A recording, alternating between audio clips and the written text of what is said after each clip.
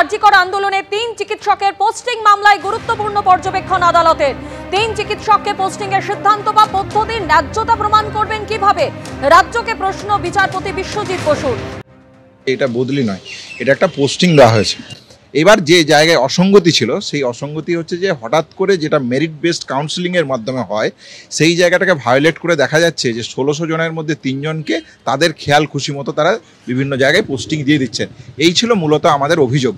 এই অভিযোগের বেসিসে আমরা মহামান্য কোর্টের কাছে বিচারের জন্য এসেছিলাম। আমরা যে জায়গাটা বলছি যে এই যে ৩ জনকে হঠাৎ এই আরবিটারিভাবে পোস্টিং দেওয়া হলো কেন, এর জায়গায় সরকারের কোনো যুক্তিযুক্ত আছে কি নেই, সেই জায়গা থেকে আমি যেটুকু দেখলাম সেটা হচ্ছে যে তিনি সময় চেয়েছেন। পরের মঙ্গলবারের মধ্যে তিনি একটা লিখিত রিপোর্ট এফিডেভিট বা রিপোর্টের আকারে দেবেন বলে মহামান্য বিচারপতিকে জানিয়েছেন। আমরা বলছি যে এটা মেরিট বেসড কাউন্সিলিং, সেইখানে তার সুনির্দিষ্ট কিছু বলার জায়গা আছে কি না এটা জানতে চান। তিনি আবার বলেন যে আমি তাহলে রিপোর্টে সেগুলো লিখিতভাবে জানাবো তাদের দিক থেকে, সেই জন্য তার সময় দরকার। তিনি সময় চেয়েছেন, মহামান্য বিচারক ওনাকে সময় দিয়েছেন। সরাসরি আমাদের প্রতিনিধি সৌভিক মজুমদার এই মুহূর্তে আমাদের সঙ্গে রয়েছেন। সৌভিক, এই আরজিকর আন্দোলনে ৩ চিকিৎসকের পোস্টিং মামলায় গুরুত্বপূর্ণ পর্যবেক্ষণ আদালতের এবং একাধিক বিষয় নিয়ে প্রশ্ন তোলা হয়েছে রাজ্যের উদ্দেশ্যে, ঠিক কি বলেছে আজকে আদালত? দেখো, মূলত দুটি প্রশ্ন বা দুটি পর্যবেক্ষণ এই মামলার ক্ষেত্রে অত্যন্ত গুরুত্বপূর্ণ। প্রথমত হলো সেটা যে এই যে ৩ চিকিৎসককে যেখানে যেখানে পোস্টিং দেওয়া হয়েছে, এই পোস্টিং দেওয়ার সিদ্ধান্ত যে সরকারের তরফ থেকে সঠিকভাবে নেওয়া হয়েছে সেটা সরকার কিভাবে প্রমাণ করবে, তার যৌক্তিকতা কিভাবে প্রমাণ করবে সেটা একটা প্রশ্ন।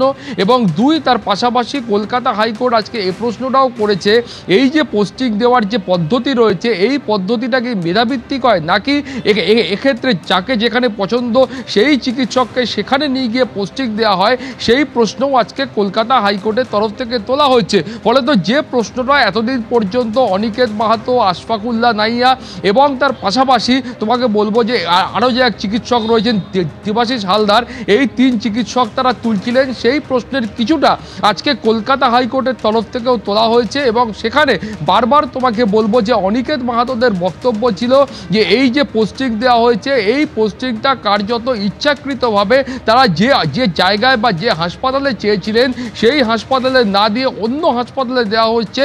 এবং তাদের অভিযোগ এটাই ছিল যে বেছে বেছে আরজিকর আন্দোলনের অন্যতম ৩ মুখ, এই ৩ চিকিৎসককেই শুধুমাত্র অন্যত্র পোস্টিং দেওয়া হয়েছে, বাকি যারা চিকিৎসক রয়েছেন সেই চিকিৎসকদের কিন্তু অন্য জায়গায় পোস্টিং দেওয়া হয়নি। তারা মেধাভিত্তিকভাবে যেখানে তারা চেয়েছিলেন সেই হাসপাতালে তাদেরকে কিন্তু কাজ করার সুযোগ দেওয়া হয়েছে। ফলে তুমি জানো যে আপাততভাবে যে মৌখিক নির্দেশ কলকাতা হাইকোর্টের তরফ থেকে দেওয়া হয়েছে, সেখানে পরামর্শ দেওয়া হয়েছে সরকারকে যে আপাততভাবে আগামী ১ সপ্তাহের জন্য অনিকেত মাহাতোর বিরুদ্ধে কোনো রকম কড়া পদক্ষেপ যেন গ্রহণ না করা হয়। এটা একেবারে মৌখিক পরামর্শ।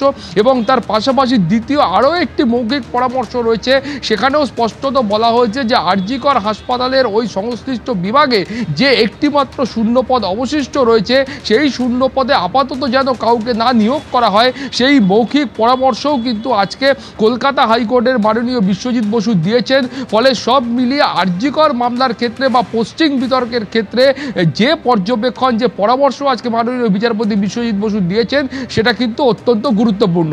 ধন্যবাদ সৌভিক।